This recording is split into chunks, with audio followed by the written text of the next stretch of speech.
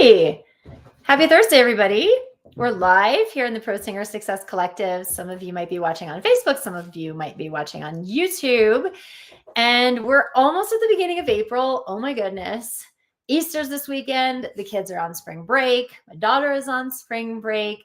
I see little crocuses sprouting up from the grass. It's pretty exciting.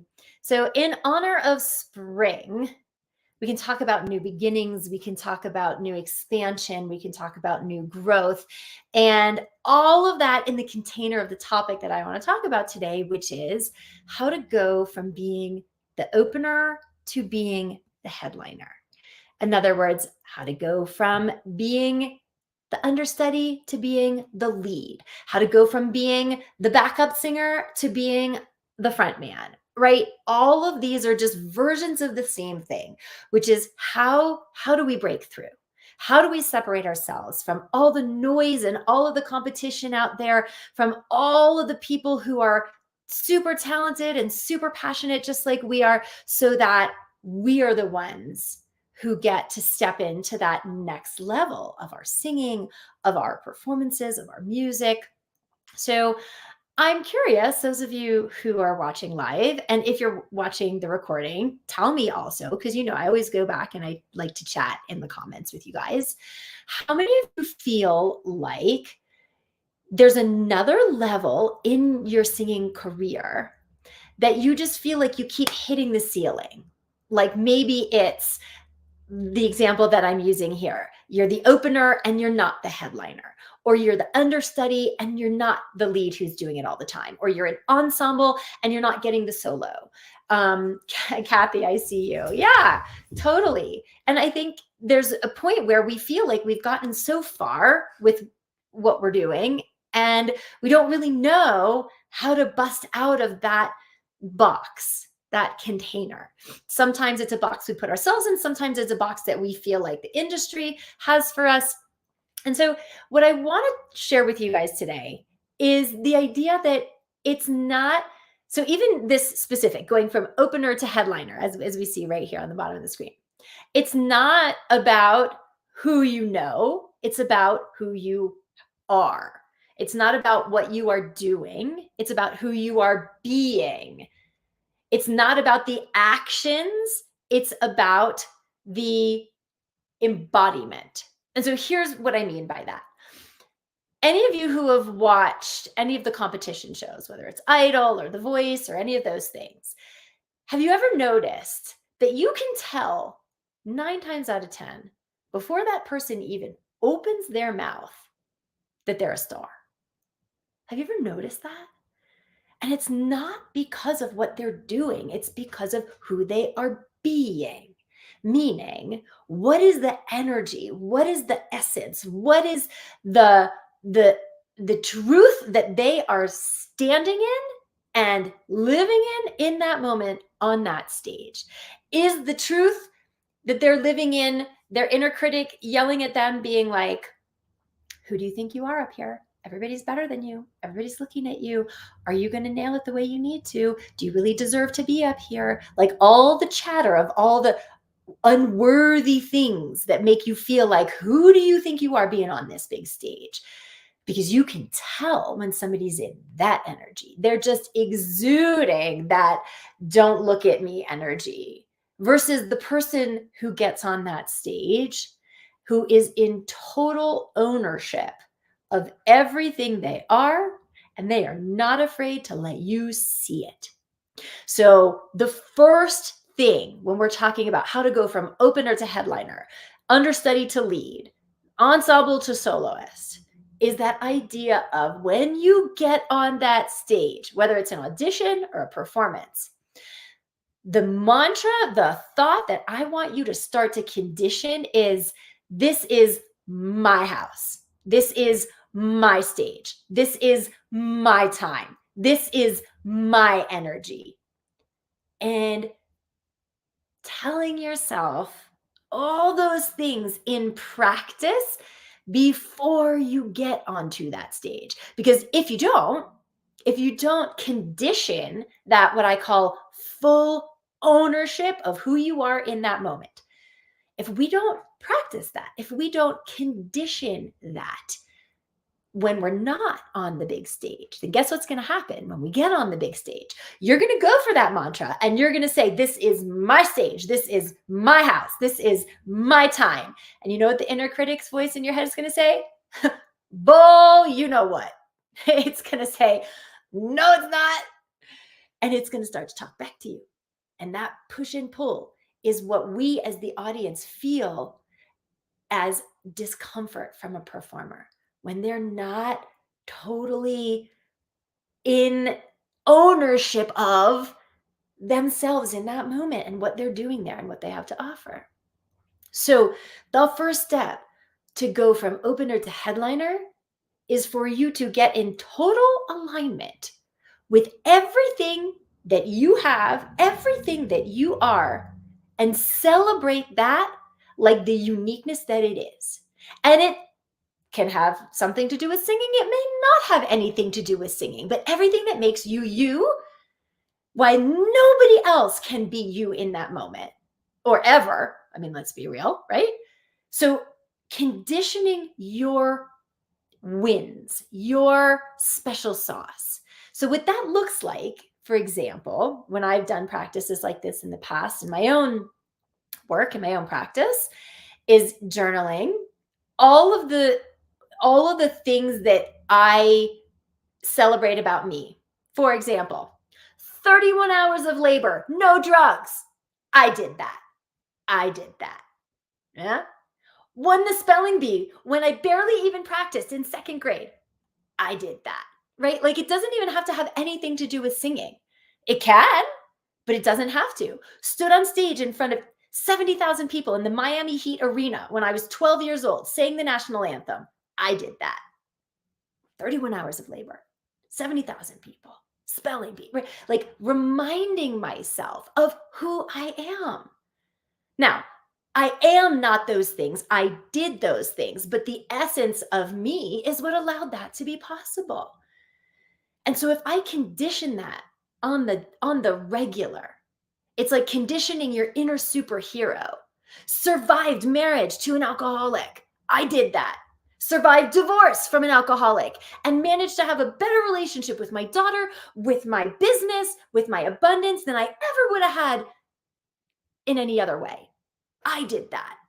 Somebody else might have crumbled. I didn't, right? I have to remind myself of these things so that I have built that, let's call it muscle, of standing in my power, of standing in my greatness, so that when I get on that stage and I say, this is my house, this is my stage, this is my time, this is my audience, my inner critic doesn't talk back.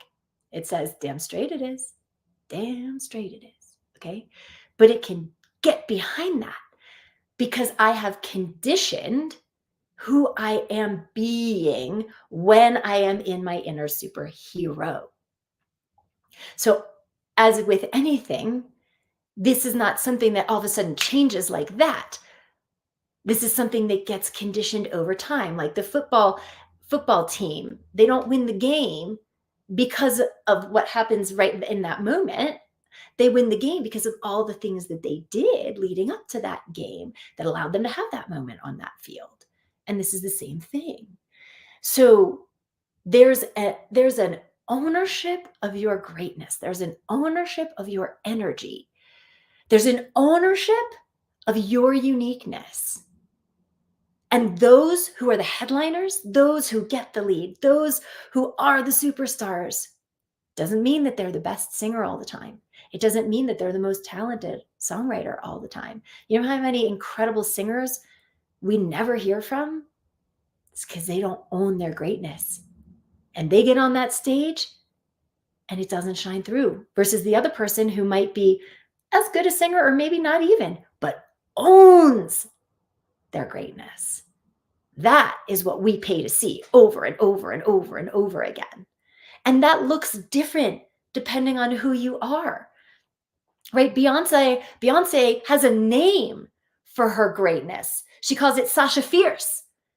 Has anybody of you fans of Beyonce, if you've, listened to her interviewed or read interviews from her, she has an alter ego that she steps into when she gets on stage, when she goes into the recording studio. I guarantee you it's that alter ego that she stepped into when she was an unknown singer auditioning for Destiny's Child and things like that. She might have not had a name for it at that point, but she knew what that energy was. And she knew that when she got on that stage, she was Sasha Fierce. The woman who, if you're me, 31 hours of labor, survived this, won the spelling bee, did that, whatever. Yeah. And so being the headliner, being the superstar, being that, which is the next level, is an energy game, guys. At that level, if you're playing at that level, you all have talent. You all know how to sing.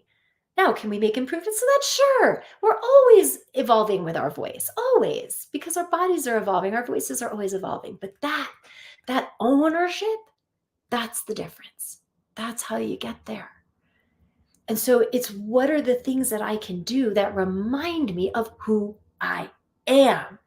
So that when I get on that stage and I say, my house, this is my stage, this is my time, it lands. And then I get to stand in that and I get to exude that. And that is what the audience then responds to as impact. And like I said, it can look different, right? So for Beyonce, it's the Sasha Fierce, and that is who she is. That is her greatness when she steps on that stage. You might have somebody else like Joni Mitchell. Joni Mitchell, her essence of her greatness is her vulnerability, is her sweetness. But she's able to own that, to claim that, to cultivate that in a way that allows you to see it and invites you into it when she gets on that stage. So just understand, when you condition your greatness, you will be conditioning the things about you that make you unique, that allow you to stand out. So that the next audition you go to, the casting director of that musical, they're not going to shove you in the ensemble, because your energy is too big for that. Your essence is too great for that. Or if you cut a single and you're trying to get on a Spotify playlist or something, if you went into that recording studio with that ownership, claiming that energy of everything that you are and letting that be seen, that capture of that energy in that recording is going to get a much different response than had you not. So this is my invitation to you in this live this week, is to get in touch with your greatness, claim it, celebrate it to yourself. We're taught not to be conceited and not to talk about our wins. And that may very well be good advice outwardly, but inwardly to yourself, we need to claim that. We need to celebrate that. We need to know who we are, because the majority of us are pretty freaking awesome. And we don't honor that within ourselves. We are too used to cutting ourselves down and trying to conform and be like everybody else and not stand out, and not, because we're scared of being judged or what other people will think. It used to drive me crazy. I couldn't understand when I was little. The 12-year-old standing on stage in front of the Miami Heat, 70,000 people in the playoffs in the arena, singing the national anthem at 12 years old. I couldn't understand what was so bad about me being excited and celebrating that, because the kids at school were not so nice about it.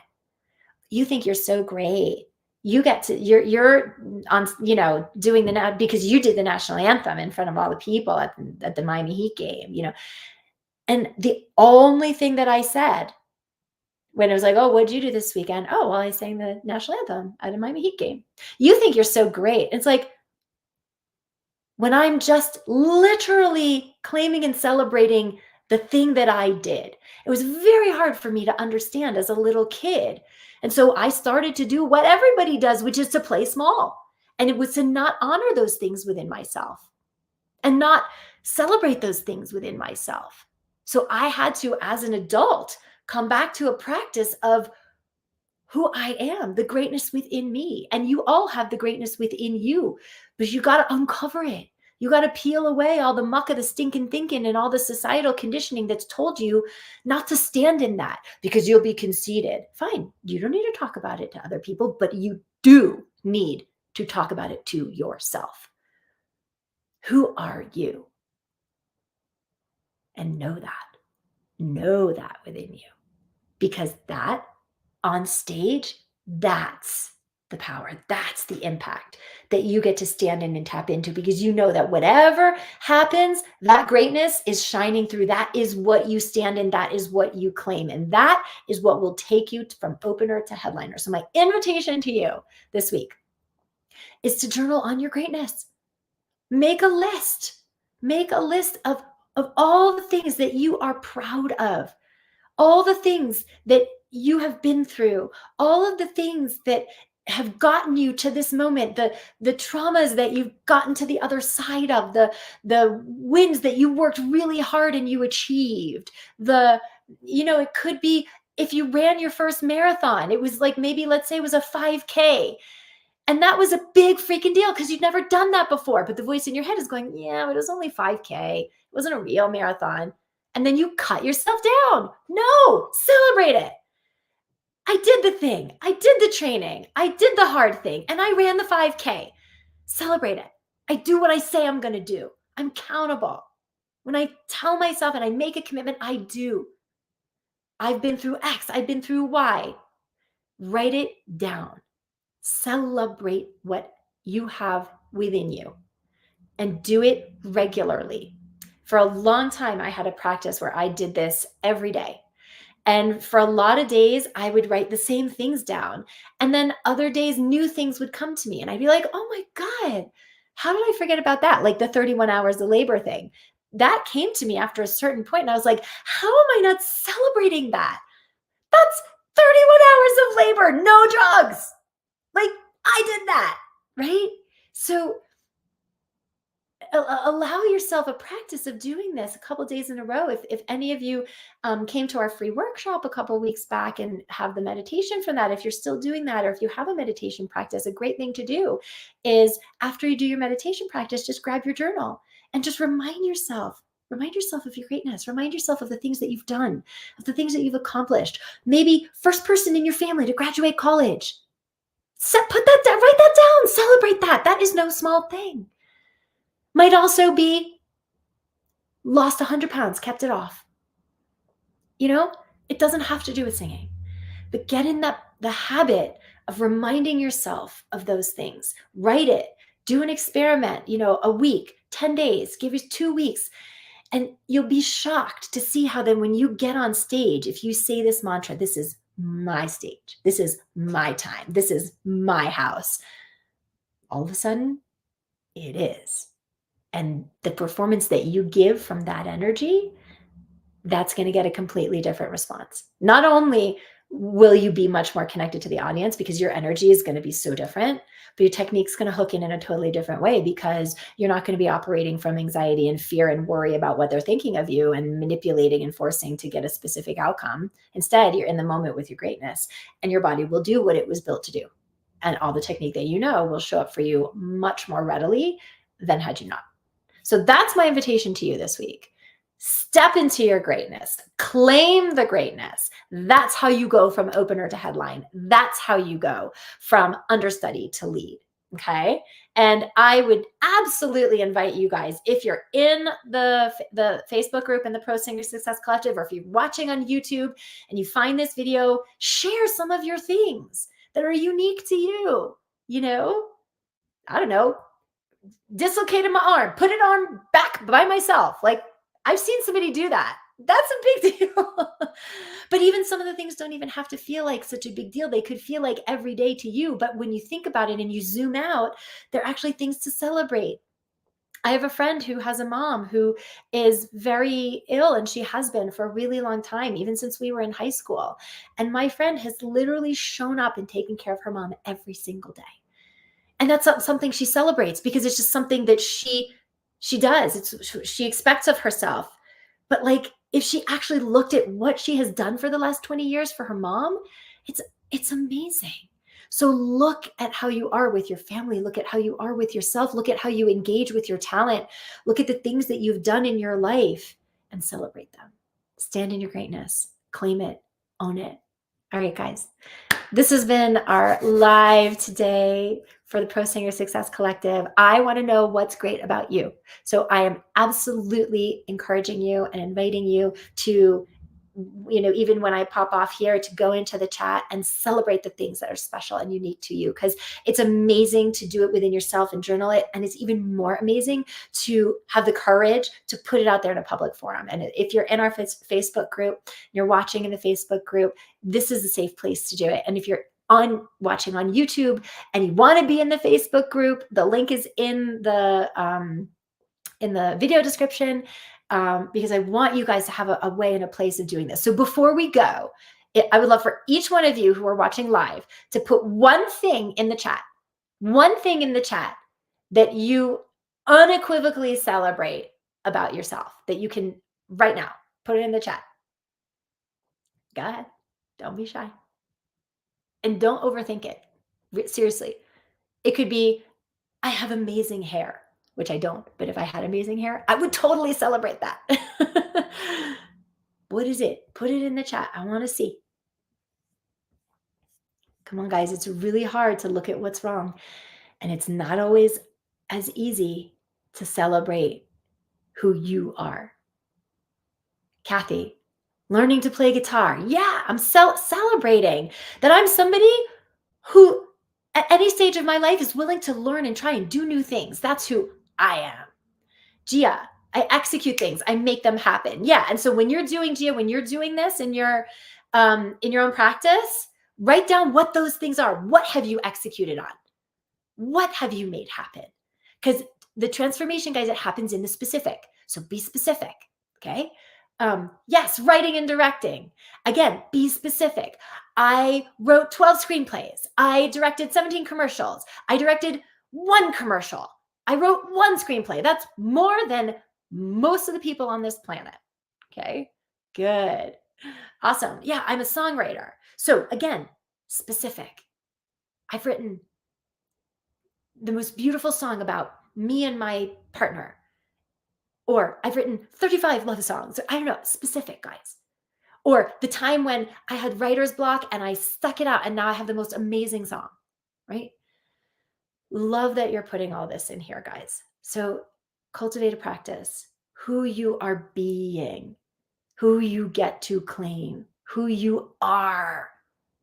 It's not who you know. It's not who you, because guess what? I could connect you with somebody who would give you a lead in a Broadway show. But if you don't show up with that ownership and that energy, they're not going to cast you. So it doesn't matter, right? These are what I call the foundational things. It's not who you know. It's who you are. It's not what you do. It's who you are being, because that beingness pervades into everything you do and the results are commensurate with that.